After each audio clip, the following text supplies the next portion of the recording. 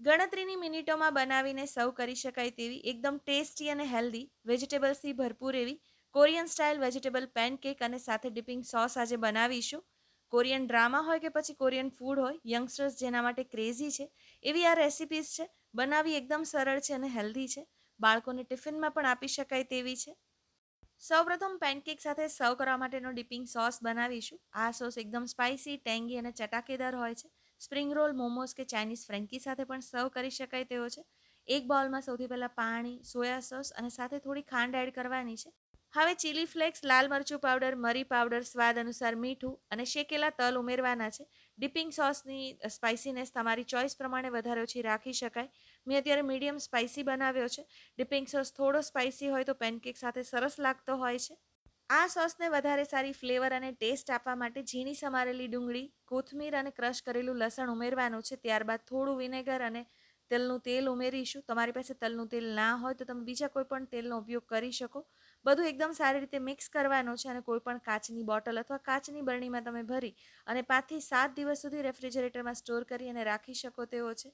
Korean ફૂડમાં ઘણા બધા પ્રકારના ડિપિંગ સોસ બનાવવામાં આવે છે, જેમાંથી ટેંગી સોયા ચીલી ડીપ છે એ પણ one of the popular deep છે. અને અત્યારે આજે આપણે બનાવી રહ્યા છે એમાં થોડું મેં વેરિએશન કર્યું છે અને ખરેખર ખૂબ જ ટેસ્ટી છે. અને જો તમે ક્યારેય ટ્રાય ના કર્યું હોય તો ડેફિનેટલી એકવાર આ ટ્રાય કરવા જેવું છે. ડિપિંગ સોસ રેડી થઈ ગયો છે, તેને સાઈડ પર રાખી દઈશું અને હવે પેનકેક બનાવીશું. હવે જ્યારે પેનકેકની વાત આવે તો આપણે ડેઝર્ટમાં સ્વીટ પેનકેક બનાવી અને ખાતા હોઈએ છીએ. કોરિયન વેજ પેનકેક છે તે વેજીટેબલ્સથી ભરપૂર હોય છે, બ્રેકફાસ્ટમાં ખવાતી હોય છે અને બે ટોસ્ટ કરેલી બ્રેડની વચ્ચે રાખી અને સેન્ડવિચની જેમ સર્વ કરતા હોય છે. અત્યારે મેં કેપ્સિકમ, ડુંગળી, ગાજર અને કેબેજને એકદમ લાંબા જુલિયન્સમાં કટ કરી લીધા છે. બને એટલી પાતળી સ્લાઇસ કરવાની કે જેનાથી પેનકેક છે તે વધારે ટેસ્ટી બને. તમારે બધું છીણીને લેવું હોય તો લઈ શકાય, પરંતુ જે ઓરિજિનલી પેનકેક બને છે તે આવી રીતે જ બનતી હોય છે.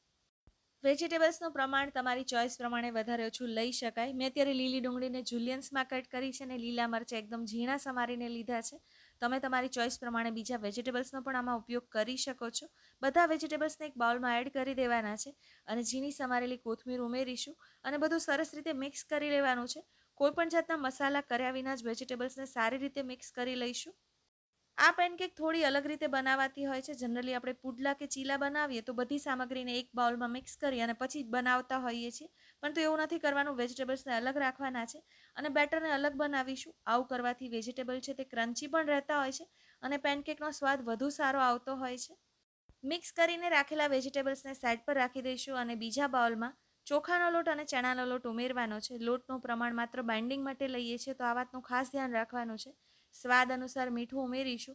અત્યારે વેજીટેબલ્સના ભાગનું મીઠું પણ બેટરમાં એડ કરી દેવાનું છે.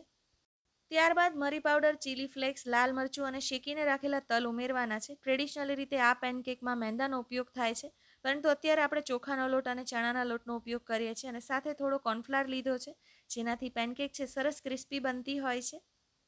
પેનકેકને સારો કલર આપવા માટે 5 ચમચી હળદર ઉમેરીશું અને પાણી ઉમેરી મીડિયમ થીક બેટર રેડી કરવાનું છે. અને ત્યારબાદ 2 ચમચી કોર્નફ્લાવર એડ કરી થોડું પાણી ઉમેરી અને મીડિયમ થીક બેટર તૈયાર કરી લઈશું. આ બેટર છે તેની કન્સિસ્ટન્સી તમારે ખાસ ચેક કરવાની છે. મીડિયમ થીક રાખવાનું છે, વધારે પડતું પાણીવાળું ના થઈ જાય એ વાતનું ધ્યાન રાખવાનું છે, કારણ કે આપણે વેજીટેબલ્સમાં એડ કરીશું એટલા માટે. તમારે કોર્નફ્લાવર અવોઇડ કરવો હોય તો કરી શકાય. ચોખાનો લોટ અને ચણાના લોટથી પણ પેનકેક સારી જ બનતી હોય છે. મેં વધારે ક્રિસ્પી બને તેના માટે થોડો કોર્નફ્લાવર એડ કર્યો છે. હવે કટ કરીને રાખેલા વેજીટેબલ્સમાં તૈયાર કરેલું બેટર એડ કરી દેવાનું છે અને બધું એકવાર સારી રીતે મિક્સ કરી લેવાનું છે. જો તમે વેજીટેબલ્સમાં જ લોટ અને પાણી ઉમેરી અને બેટર બનાવો તો વેજીટેબલ્સમાંથી પાણી છૂટવા લાગે છે અને જે આપણે ટેક્સચર જોઈએ છીએ એ મિશ્રણનું ટેક્સચર નહીં આવે અને પેનકેક પણ સોફ્ટ બનશે. એટલા માટે આપણે બંને અલગ કરવાના છે અને પછી તેને મિક્સ કરી લેવાના છે. તમે જોઈ શકો છો કે આ બેટરમાં માત્ર વેજીટેબલ્સ જ દેખાય છે. લોટનું પ્રમાણ એકદમ સામાન્ય છે. ગરમ તવા પર ચમચાની મદદથી પેનકેકને આવી રીતે સ્પ્રેડ કરી લેવાની છે. ઉપરથી શેકેલા તલ અને ચીલી ફ્લેક્સ સ્પ્રિંકલ કરીશું. ધીમાથી મધ્યમ આંચ પર પેનકેકને તેલ મૂકી અને બંને બાજુ ગોલ્ડન કલરની થાય ત્યાં સુધી શેકી લેવાની છે. ડાયટ કરતા લોકો માટે પણ આ પેનકેક એક સરસ ઓપ્શન છે. તમે એકદમ નાના બાળકો માટે બનાવતા હોય તો તમારે વેજીટેબલ્સને એકદમ ઝીણા ચોપ કરી અને પેનકેક બનાવી શકાય. જુલિયન્સમાં કટ કરેલા આ વેજીટેબલ્સ પેનકેકમાં એકદમ ક્રન્ચી અને ટેસ્ટી લાગતા હોય છે. પેનકેકને બંને બાજુ ગોલ્ડન કલરની થાય ત્યાં સુધી શેકી લીધી છે. તૈયાર કરેલા ડિપિંગ સોસ સાથે સર્વ કરીશું. પેનકેક સાથે આ ડિપિંગ સોસનું કોમ્બિનેશન એકદમ ક્લાસિક છે. તમારે કેચઅપ કે ચટણી જોડે પેનકેકને સર્વ કરવી હોય તો કરી શકાય. મારી આ કોરિયન સ્ટાઇલ વેજીટેબલ પેનકેક અને ડિપિંગ સોસની રેસીપી જરૂરથી ટ્રાય કરો અને મને કમેન્ટ્સમાં જણાવો કે તમને મારી રેસીપી કેવી લાગી. જો તમને મારી રેસીપી પસંદ આવી હોય તો તમારા ફેમિલી અને ફ્રેન્ડ સાથે જરૂરથી શેર કરો અને મારી ચેનલને સબસ્ક્રાઇબ કરવાનું નહીં ભૂલતા.